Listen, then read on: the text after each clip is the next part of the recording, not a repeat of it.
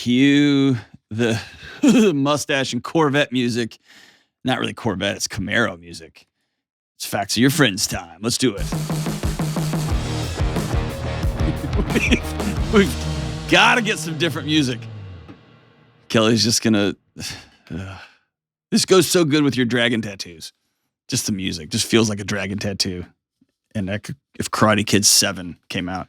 All right, so Kelly gave me these 2 articles.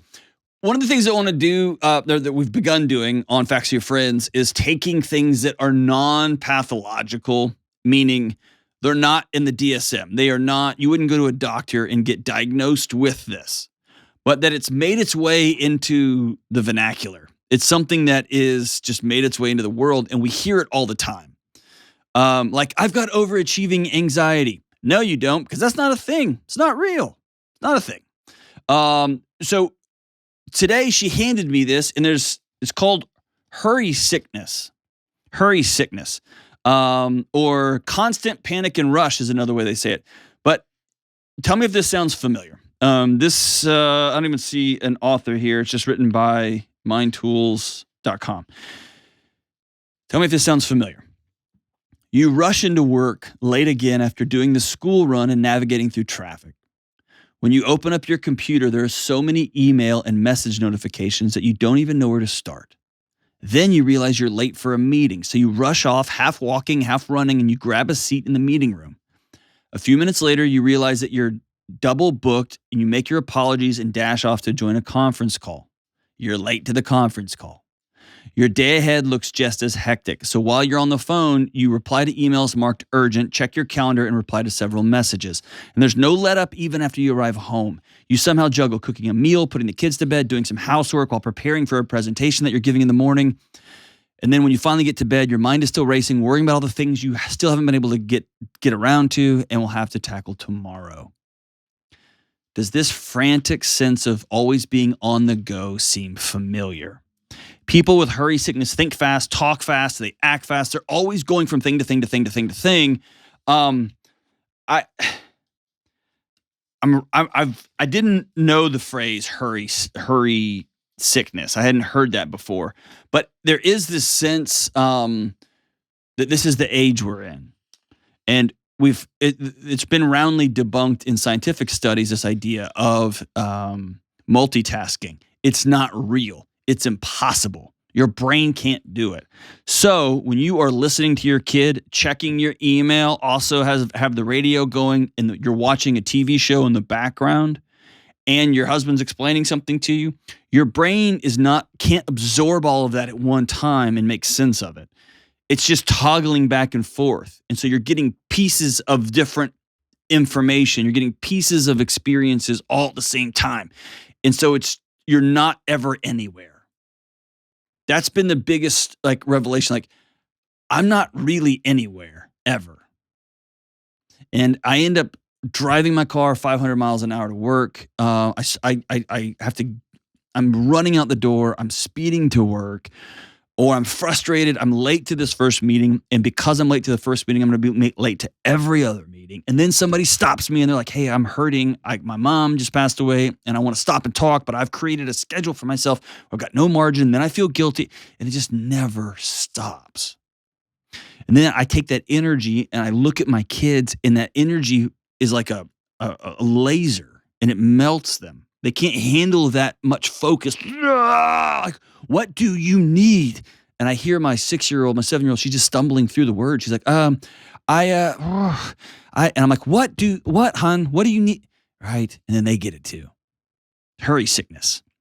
So you can't go to the doctor. They're not going to diagnose you with hurry sickness. The more I dug into the research and where I just landed on my book is this. I don't know. You've heard me say anxiety is an addiction. You get addicted to it. What I don't know is, and if you have links to studies and you can put them in the show note, in the comments, that would be awesome. What I don't know is, do you actually get chemically addicted like you would to opium or to heroin or alcohol? Do you get addicted to the cortisol and adrenaline? Because when you are running that fast, when you're driving 95 miles down the road, your body is amped up. And when you're going from meeting to meeting and you're running down the hallway and you go in and you're kind of catching your breath over your coffee And then you realize, oh, I'm supposed to be in another meeting. Your body is keeping the score, as Vander Kolk says. It's running and running and running and running. So I don't know if you actually get addicted to the cortisol and adrenaline, to the hormones and the neurotransmitters and the neuromodulators. I don't know if you get addicted to them as chemicals, or your body gets addicted to your downstream response to those things. The drink you drink to take the edge off, the numbing you do in front of Netflix, the mindless sex or pornography consumption, the that you go smoke a joint just to chill out, or you take a bunch of gummies just to chill. I don't know, but Judd Brewer's work on anxiety is excellent. It's a habit and response mechanism. And ultimately, if your body can spin you up, it can get what it wants downstream, which is another drink. So here's my point. I don't know. I think it's fair to call anxiety an addiction. I will continue to call it. But I don't know if it's a downstream addiction, like you're addicted to the food that you eat when you're stressed, or if you're actually addicted to the chemicals in your body that are pulsing through your body. Either way, it doesn't matter. Hurry sickness, it's become a way of being. We've created anxious lives for ourselves that, quite frankly, our bodies can't exist in, and they are coming apart at the seams. Look around. Okay? So, and we'll link to these in the show notes. They're pop psychology, right? They're just, it's not a lot of like neuroscience and things like that. If you want great neuroscience, there's other places you can go on the internet. But I think it is worth reading because they just kind of call out our life, the way we're choosing to live.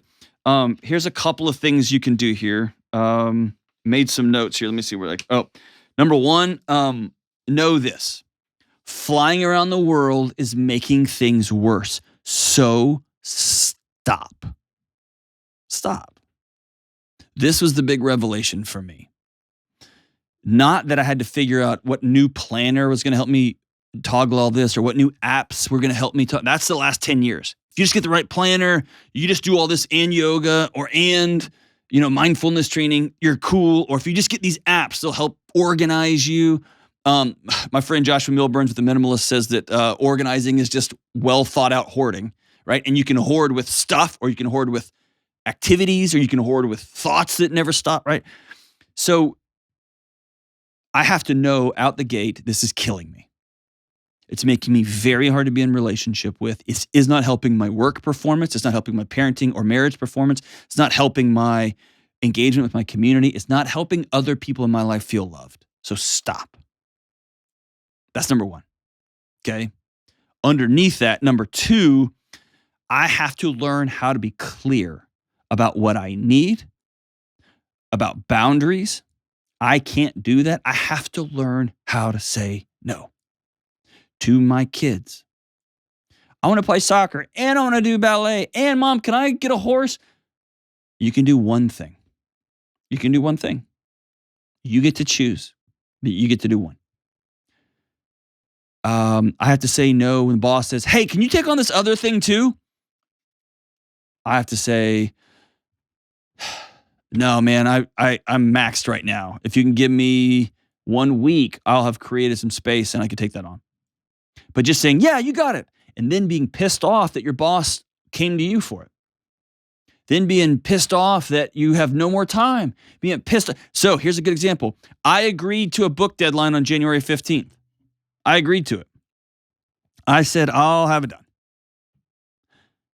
My birthday weekend was spent in a hotel writing. Not with my friends and family. It was spent writing.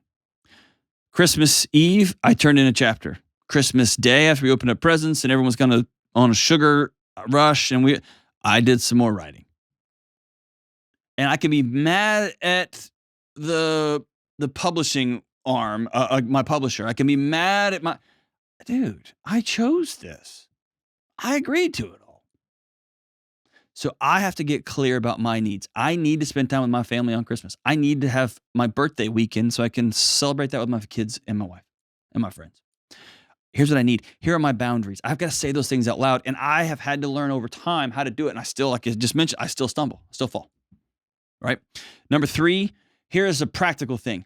never speed, only drive the speed limit. Which, if you ride with me, you know that you're like, I think you're insane. Kelly's like, I'm going to call bullcrap on that one on a stick. If you just for 30 days, I got this from John Mark Comer, if you just for 30 days, just say I'm just going to drive the speed limit. Number one, I did it, and it was super annoying. Here's why it was annoying. I had to leave earlier, which meant I had to plan, which meant I couldn't just sit and scroll mindlessly or read mindlessly or whatever. Sometimes my son had to go to school not looking like I would have loved because I got to leave, and I'm not speeding. Number two, and this really pissed me off, I showed up to work infinitely less stressed. I was pretty chill. And I thought, oh, you got me. Because I fly down the road at 95 miles an hour, and then I fly into work, and then I fly into the meeting, and everyone's like, whoa. And then I get mad that they're frazzled. It's on me. So just decide for 30 days, I'm just going to drive the speed limit everywhere. And you're going to get run over on the road. You're going to have to go to another lane. You may have to use cruise control to practice. Just try it for 30 days, driving the speed limit. And you'll get stressed at first because everyone's driving past you, and then settle into it. Put your phone away. Number 4, put your phone away, put your phone away, put your phone away. It is adding noise and chaos in spaces that normally, throughout all of human history, gave us pause. Times between work, times between action, times when we were waiting, times when we were outside, times between human interactions. Now we just have that phone and we're shoving every square centimeter of our lives with space and noise and flashy things and red alerts. Put it away. Put it away. Put it away. Last one, and this is something I'm starting effective immediately, is a radical sense, an unerring radical sense. I will be on time everywhere. I'm going to be on time. Starting now. Kelly's like, I call bullcrap in a box on a stick on top of a building with a parachute and dragon wings. Be radically on time. Just don't be late. Try for 30 days. I'm going to try it. I'll try. We have a jar that we just keep on the desk here for when I was late or not, and I'll just donate it to charity, whatever's left. We should just do that.